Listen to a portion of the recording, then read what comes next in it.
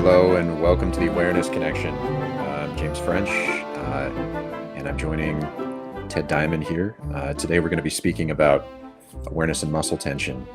Before we get started, if you like this podcast, please give us a rating, subscribe on YouTube, give us a rating. You can find us on Spotify, on Apple Music, really help out. So Ted, yeah, one of the things that we want to do for this podcast, like one of the things that you and I always talked about for this podcast is, capturing these interesting conversations that we've had through the years,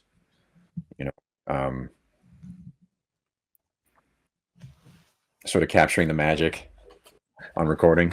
And it's one of the reasons that I really like doing these podcasts with you, is to try to capture that magic in a bottle. Yeah. So people can finally listen to these conversations with us. Yeah. Yeah. Well, this is an interesting one because when it comes to muscle tension, we think that, all we need to do is turn our awareness on it. And that's how we deal with it. We have the ability to kinesthetically be aware of muscles. So if there's tension, we can maybe scan or do an exercise or something that focuses on muscle tension. But it's far deeper and far more interesting because we don't have muscle tension. Muscle tension is part of our behavior. And I think we need to talk about that part of it. And then we need to talk about how we can become actually aware of muscle tension and not just simply try to change it after the fact, which really just amounts to a kind of therapeutic, kind of way of trying to reduce it, even though we're not actually conscious of what it actually is. Yeah. It doesn't, if all we're ever doing is like recovering, even if we're recovering well, that still means that we're not really conscious during our activities. Yeah. We're not really raising our consciousness level. Yeah, exactly. Yeah, that's what's really interesting about this. I mean, I don't think one of the most interesting things about your work is that the claim is made that it's actually possible to become more consciously aware during our normal activities, and that there's more that's possible than simply recovering afterwards and doing activities, engaging in our normal activities at a conscious level is partially about not getting ourselves into trouble in the first place, when it comes to muscle tension and bodily issues. Yeah. Yeah. Well, I think to begin with, I think when people have a problem with muscle tension, they're going to tend to think that there's something wrong at a bodily level. And in fact, that belief is so deep that we won't even look for the cause. We will be sort of desperate just to find someone who can help us address the condition. And sometimes people will be even relieved. They go to the doctor, and the doctor will say, well, you've got a pinched nerve, or well, you have a trigger point or something. And you kind of want to hear that diagnosis because it seems like, well, someone knows what the problem is and they can help me. The problem with that is that anyone who has had trouble with muscle tension knows that it will come back sometimes within minutes of reducing it or relieving it. And even then, you'll feel like a victim of the problem because you'll say, oh, well, what's causing that? Why does that happen? Yeah. And it takes more knowledge than that to get at the root of it. Yeah. And I think that's a key part of the problem, is to actually get to the point of being able to identify that muscle tension isn't a condition, but something that happens and that we actually do. And Yeah. that's can be demonstrated, So I think that's a good starting point, perhaps, is, Yeah. yeah. Yeah. Well, like, how do you want to start then? I mean, it certainly seems like, if you come in and you've got like crippling back spasms, then Mm. you certainly have a physical condition. Yeah. I mean, there's certainly, like, your back hurts, and then, you can go to a doctor who can accurately diagnose, like, you've got spasming erector spinae muscles, for instance. Yeah.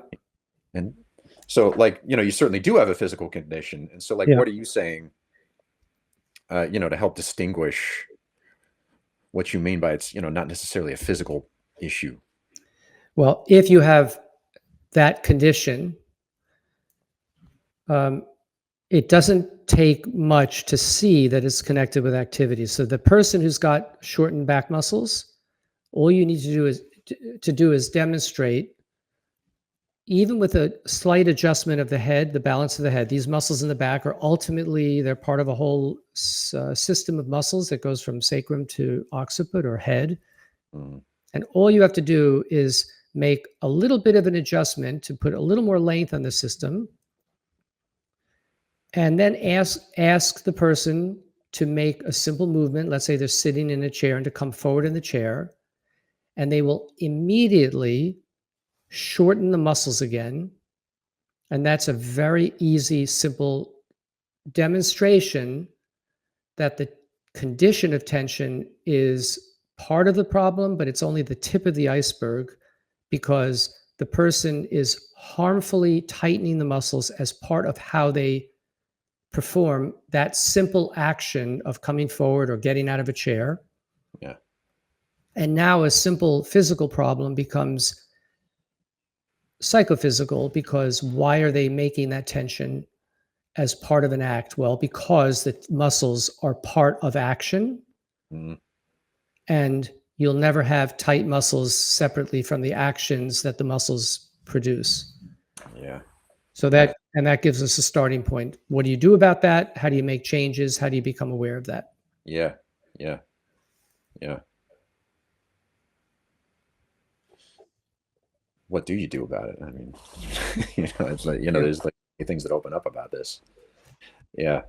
You know, Yeah. s- yeah. So the thread that we're going to follow then is like, what do you do about it? How do you make changes? If it is related to your activities, um, what do you do about that? Yeah. Well, trying to get the person to stop doing all that. First of all, it's not only not useful, because they won't be able to do much about it initially. Mm, It's part of our If it's part of our habit, it's going to be very ingrained. Um, it won't. Not only is it hard to change, but it's not particularly productive either, because now what are you trying to do? Get somehow control it right on the spot? You can't. mhm, So we do, as you said, there's a physical problem. So we want to see if we can bring about a better working of the back to some extent. mhm, And that's something we covered in the last talk. So the back muscles are, in fact, part of a larger tensegrity system, or part of a larger network of muscles. They're yeah, not meant to be overworking in the way that they will be if someone's got back spasms. yeah, And if you put someone in a supported kind of position or posture that enables muscles to start to let go, now they can begin to experience for themselves, and also just have the improved condition that makes it possible not to tighten them so much. So the conditions improve, they're having the experience of having an improvement, they're beginning to identify that. mhm, And then if you now ask them to sit again, let's say you've had them lying down, or perhaps you made these changes while they're sitting. If you then say, let's see about coming forward in the chair, but take your time, don't rush, and you get them to perform the action they made before, but a little more slowly, they could begin to see that, yes, they'll want to pull the head back, they'll want to shorten the back, and they can prevent that.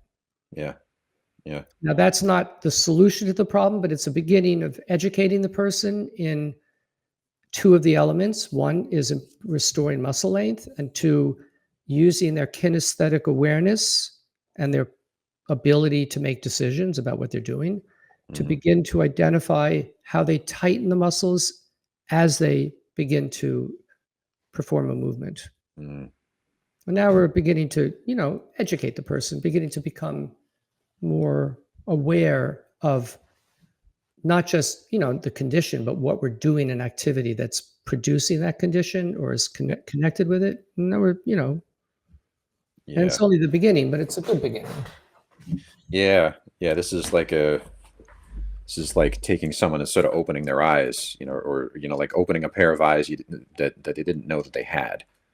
You Yeah, know, yeah, exactly. this is like one of my favorite topics. I think we talked about this in the first episode a little bit, that we were going to get to this issue of perception. Yeah. The podcast is about awareness, and so, like Yep. when I perception, it's sort of like, well, you were just saying, it's not so easy to it's not so easy for someone to see that, for instance, when they get out of a chair, that they're like tightening in their back muscles and it's sort of causing their problem. And so you've taken on a strategy of getting that person's back um, reorganized a little bit, or better organized. So, the muscles are functioning a little bit better. And that goes to last week's topic about the tensegrity organization. Yep.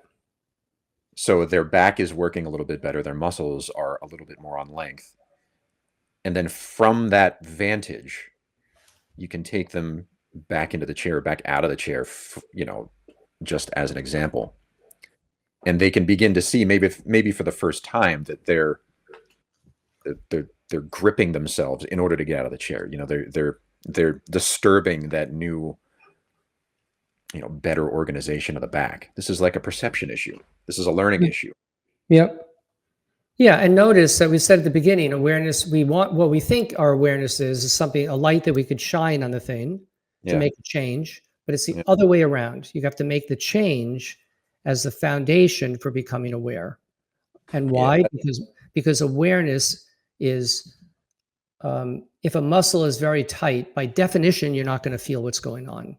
Mm, Whereas if a muscle is lengthened, especially if you've seen it lengthen, it's something that's now happened a little more at a conscious level, not just sort of done to you entirely, then the objective condition opens up the possibility of having clearer a perception of what you're doing. yeah. So the change has to precede the awareness, not the awareness to make the change. Yeah.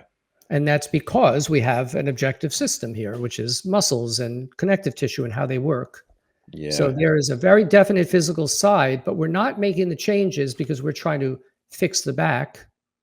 And there is a lot to do with the back to get it to work better, but we're doing it partly to get the person to be more, aware and Yeah. begin to see. This is that, the metaphor, or, the analogy here is like a biofeedback system. Yeah. You're getting someone to see that there's some sort of like real, concrete, objective biological process going on, but you have to, like, in a biofeedback system, you display a measurement of that process going on a screen. So someone actually gets, oh, like, okay, look, that happened. You can like Yeah. see their heartbeat on a screen, or muscle messages on a screen. Here, it's your own physical organization. It's your own back, it's your own muscles. And from the vantage point of getting them working a little bit better, you can see, you're like setting up your own perceptual feedback system. Yep. I love that. And you're not doing it. I mean, it's interesting that biofeedback. I mean, it was some of this work on biofeedback was done in the '60s, Mm, and it always struck me as interesting that it's such a fascinating kind of line of research, but it never went anywhere. And one of the reasons is because it's haphazard. I mean, are we a blank slate and you put stuff in the, on the screen and then it's what you don't want, you get rid of it? I mean, we're not a blank slate. I mean, yeah. there is a way the system is designed, but when you approach muscle tension as sort of an evil that's just got to be gotten rid of, Mm-hmm. And many approaches are kind of like that. Mm-hmm. Um, then you have um, it's like practice without theory. It's blind. It has no vessel, no structure. Yeah. So you're and I was sort of like that when I had first had back trouble. I was trying to relieve it, and most people are. I just wanted to get rid of my tension, but then I'd be more collapsed than before and didn't know what to do with it. Yeah. And here we're not an empty vessel. We're not a blank slate. We're saying muscles. We have an idea how they work. Mm-hmm. The muscles are meant to lengthen, and we're now looking at preventing what we don't want. We're not trying to figure out what we do want. Nature does that for us if we have some understanding of how nature works. So now we have a biofeedback mechanism, but not an aimless one. We have a biofeedback mechanism that is grounded in some real structured knowledge about how the system works. Mm-hmm. So that's makes it way more useful, Yeah. Yeah. more Sure. organized, and Sure. Yeah. Like the early biofeedback studies, you're right. They're sort of like demonstrations of principle. You can plug in a certain part of the body and there's a readout on a screen, and then somehow we can, you know, since it's a muscle, it's sent messages by like the central nervous system, by us, so to speak, and we can modulate what we see on the screen, you know. And similarly here, though, like we're witnessing um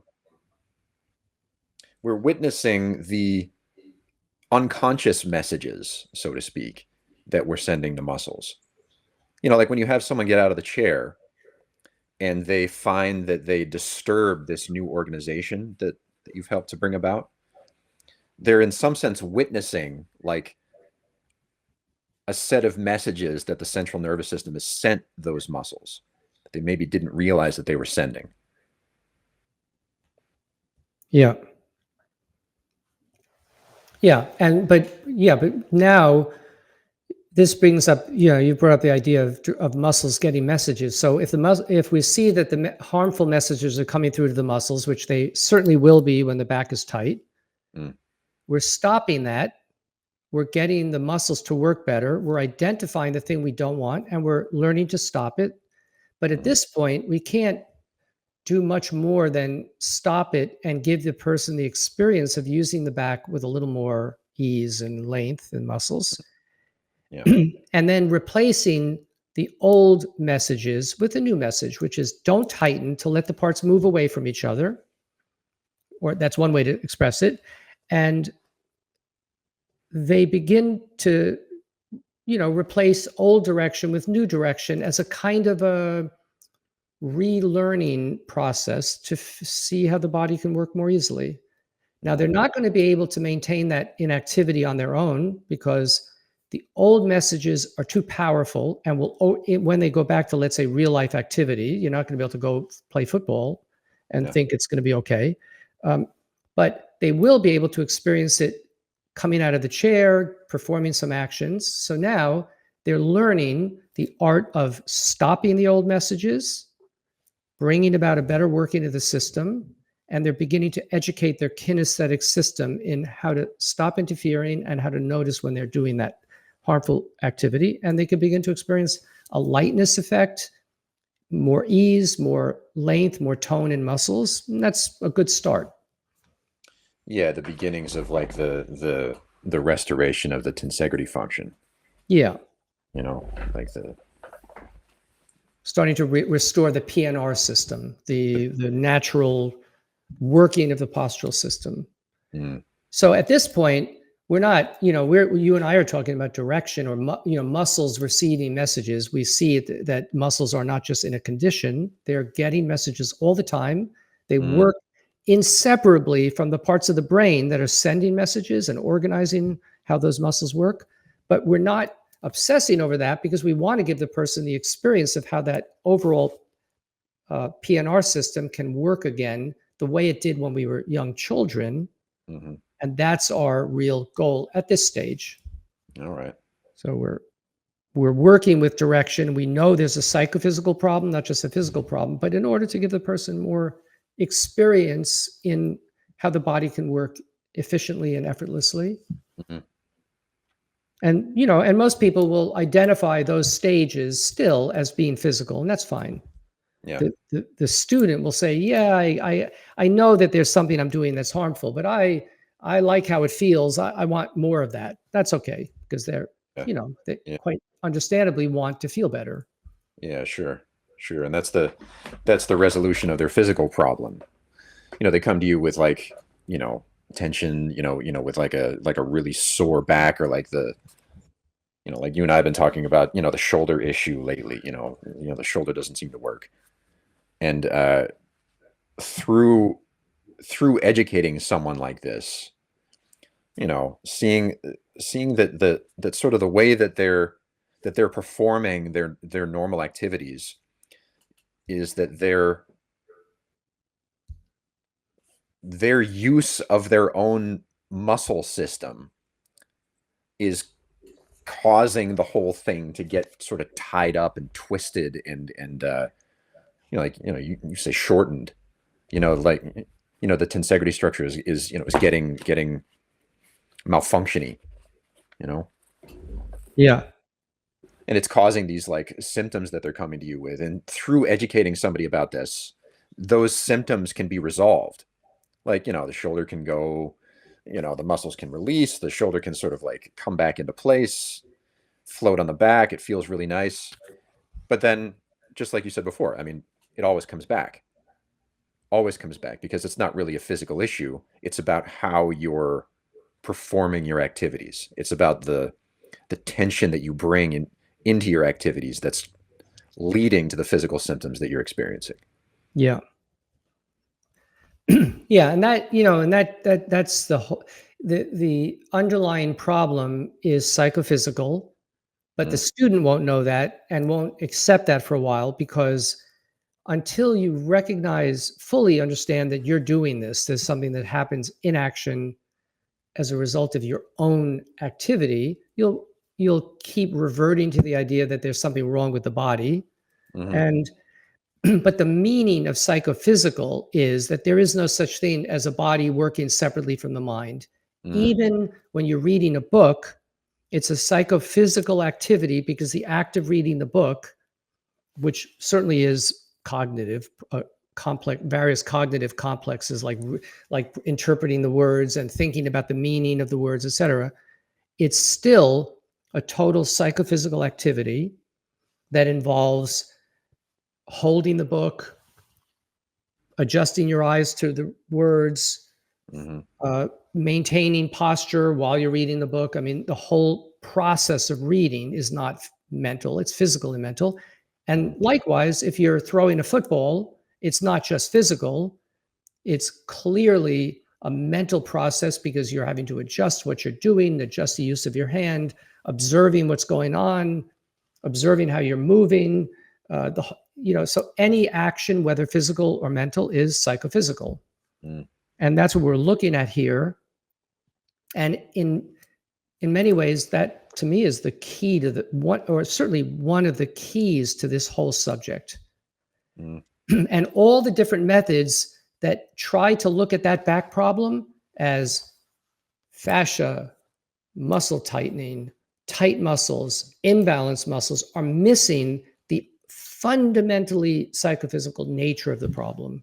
mm, And if you yeah. don't ultimately, I don't care how much change you make and how wonderful it feels, if you can't identify the underlying activity, the psychophysical activity that's causing it, Yeah. and ultimately you're not empowering the person to identify that, then you're ultimately missing the boat and you're really just you're you're you're performing therapeutic changes in the name of education Mm, because it's not ultimately it's not a physical problem. Anyway, I just want to mention that because that's key. Even though there's so much about the problem that we need to understand, even at the physical level. yeah. Yeah. Yeah. Well, what about, yeah, I mean, um, the notion that get someone's body working better, they come to you with this or that problem, and whatever your theory is about what's actually wrong, whether it's fascia or, trigger points or structural or whatever, you can work on that and get it resolved, and the person feels great. But then, of course, they go back to swinging their tennis racket, and then the problem comes back. So it's like, yeah, of course, you Mm. know. But like, what about when someone comes to you and says, like, what if someone offers like a an analysis of like inefficient movements? You've seen this before. Yeah. Your racket swing. Um, you're twisting unnecessarily here. You're twisting unnecessarily there. Maybe you're like eroding your rotator cuff. Uh, Maybe we can fix it by you, like moving a little bit differently or moving better. Um, how is what you're saying different than that? Because I know it is. Yeah. You know. Well, first of all, those things are that's just biomechanics. And if you break it down biomechanically, you're still going to pull your head back when you do it. In fact, even if you say don't pull your head back as part of the biomechanics, the moment you actually engage in the activity, you'll pull your head back because it's part of how you feel. It's part of what feels right when you perform the movement. So no amount of trying to fix it is going to change your own habit because it's psychophysical. It's part of how you perform the action, including how you try to change the action. Yeah. Yeah. Yeah. That's like the elephant in the room there. Like this is the thing where, okay, well, I could just sort of change how I move. We believe Yeah. that we change how we move, but Yeah.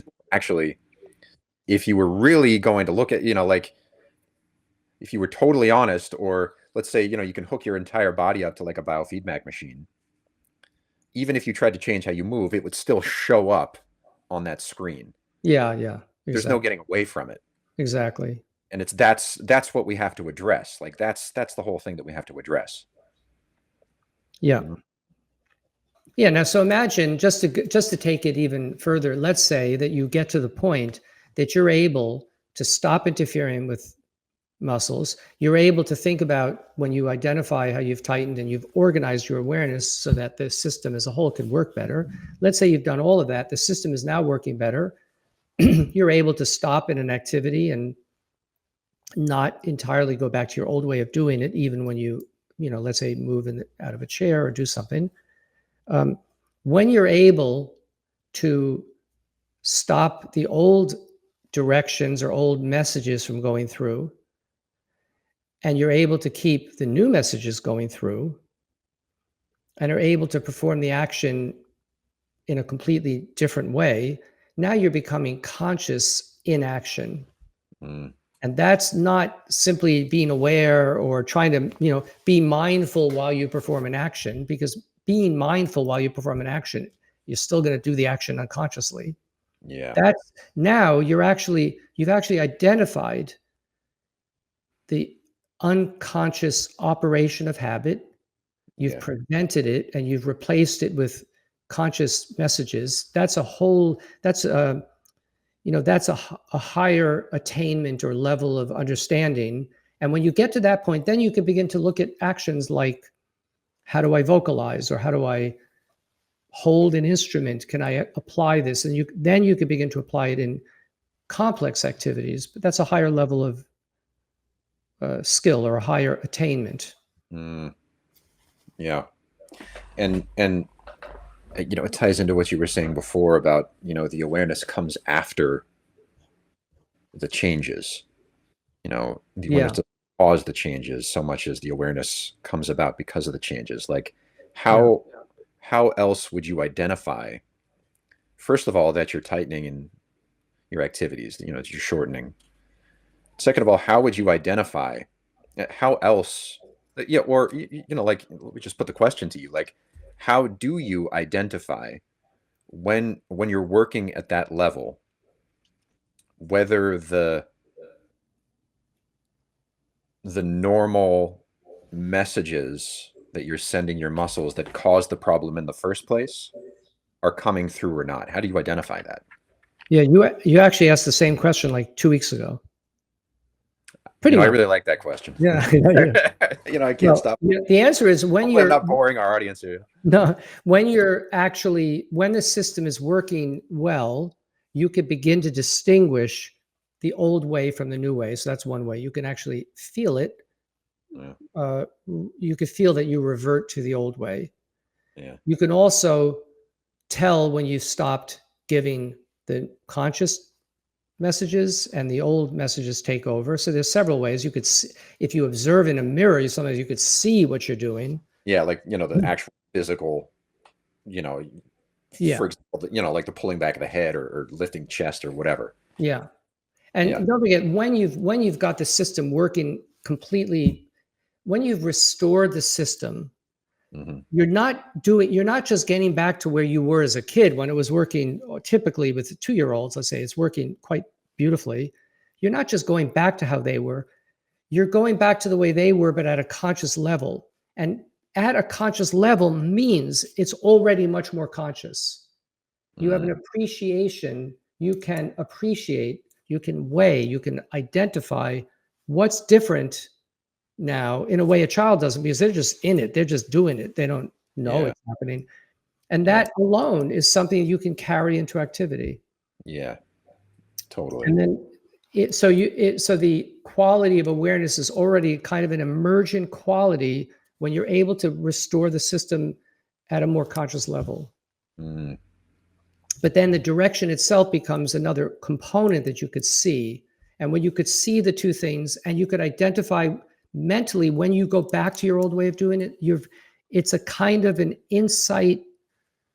Um, it's a level of mental insight that's now happening psychophysically, because you can stop the old action from happening the way you usually will or decide to do things. Mm. So really several components become conscious. Yeah. Yeah. And there's that. You just said about the whole process is an increase in consciousness, and a lot of it.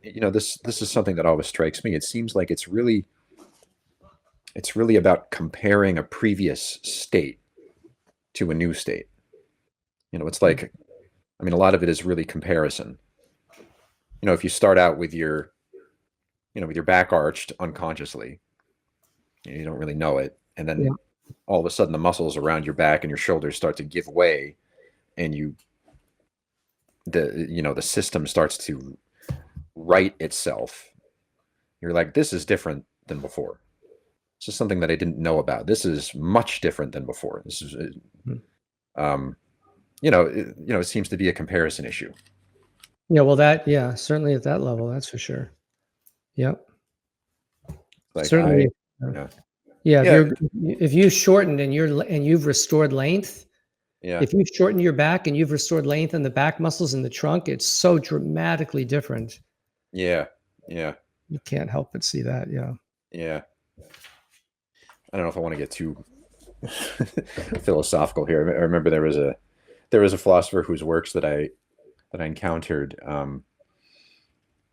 who was writing about the topic of, like, how do you judge the value of any given experience? If you don't assume universal outside values that are giving them to you, some of it has to be internal. Like, there are experiences that you just know are, whether it's healthier or, like, I don't know, they're just, like, internally judged better than other experiences. And it's like, man, like, when you come along and your shoulders are, like, frozen and tight, it just seems kind of obvious. Like, the body winds up working better than it did when you came in. It's just, I don't know, it's just more buoyant. It's just more, it's I don't know, it's Yeah. just a lot different. It just seems obvious to say, but yeah, like, very clearly in comparison, you say, this is something that I really want. And this is something that I'm going to continue to work toward. Yeah, no, I can imagine someone saying, "Well, how do you know the muscles shouldn't be tight?" Well, yeah, that's Yeah, exactly. I, Like Diamond, is this just like some theory? Is this just your view? You know, but like you're standing there and it's like to put the theory words on it from last week, is its integrity structure has like started to work again. It's like this is how the back works. This is how the body works. You just sort of know it. It's like a, I don't know if that would qualify as an insight. well, yeah, I mean, it's more than that. I mean, if I mean, you could put it in evolutionary terms. If your back's hurting and you can't sit for 10 minutes without your back hurting, Mm, and if you have to sit for an hour, it just gets worse and worse until you're laid out with a back. Well, something's wrong. And if you, and obviously, we are meant to be able to sit for long periods or stand for long periods or walk for long periods with a minimum of effort. hmm And that's clearly a higher standard. And nature is clearly going to look for that. You could mm, see it throughout nature. That's not my judgment. That's objective. mm, So it's not even, I wouldn't even make it so subjective as to say, well, how do you know? Well, because one person is able to perform a function easily with a minimum expenditure of energy and the other person can't. I mean, hmm it's fairly obvious. Yeah, Same is yeah, true with the use of the voice, same is true with the ability, standing on your legs, various parts of the body. yeah, Effort is often a guide to efficiency of function. yeah, yeah, yeah. And those two different people might be one person before and after. No. Oh yeah, I mean, when someone is having trouble with their back, they're not kidding around. They might not be able to. A musician may be crippled and can't play anymore. It's Mhm, pretty clear. And then when they regain the ability to, let's say, raise their bow arm or support an instrument, and they could play comfortably for an hour, they say this is obviously improved function. And it goes back to how they were before they developed the problem. And there's Yeah, just no question about it. There's no question that the muscle's healthier. If you looked at muscle tissue that's distressed, it can't get rid of waste product, it's overworking, it's bunched up, the tissues are unhealthy, even the skin tone is affected. I mean, and not to mention the entire body becomes overworked. People are in a distressed state. I mean, you could see it sometimes in someone's when the whole body is tense. You could see that they're in it's a they're in a higher level. There's a higher level of stress happening. yeah, Breathing is impaired. So there's so many objective factors, really. yeah, yeah. Um, this whole issue of muscle tension and awareness. It's a really deep topic, and there's so many strands to pull here. There's the you know s- someone who's physically distressed, like they're not just physically distressed. When their normal movements, when their normal way of going about things has led to this sort of collapse in function. And you get them out of that, their whole mood can change. Like their Oh yeah. whole sort of experience of the outside world can change. Their Oh attitude, yeah. Oh yeah. their way of thinking, like you can just watch this. I've watched it in myself. Yeah. You know, Yeah. There's a whole topic right there. Yes. Yeah. Their demeanor, their stress level, their yeah, level of attention. So that when a person that person who first came with the back trouble mhm, and their back is hurting and they're worried about the condition of the back, one of the symptoms or one of the signs of a problem is that when you then say, well, let's move, you make a change in the back so it's a little bit less tight, and you say, let's see if we can identify what you're doing, and you see them, they forcibly pull their head back, shorten the back, arch the back. Well, along with that, because it's psychophysical, you'll see how preoccupied they are with the act. They're usually gone a little bit out of control in what they're doing. They're using too much effort. They're unthinking. They're often in a bit of a state because now they're worried about their health. And all of that is discernible in their mental state, which is going to be affected and sort of dominated by the problem. Mm. And as you say, when the system quiets down and you get them more balanced, you'll see a whole change in their mental state such that they will become more alert, less worried, more preoccupied, and you could begin to reach them. You could begin to reach the part of their mind that was previously unreachable. Mm. So they become less hypnotic and more more open and kind of reasonable. Mm. Yeah. Which goes to the whole issue of awareness here, because we've now done several talks on physical parts of the system, how body awareness, the tensegrity system, now muscles and the messages they get as part of a psychophysical pathway. But we're also going from a less conscious way of doing things to a more conscious level.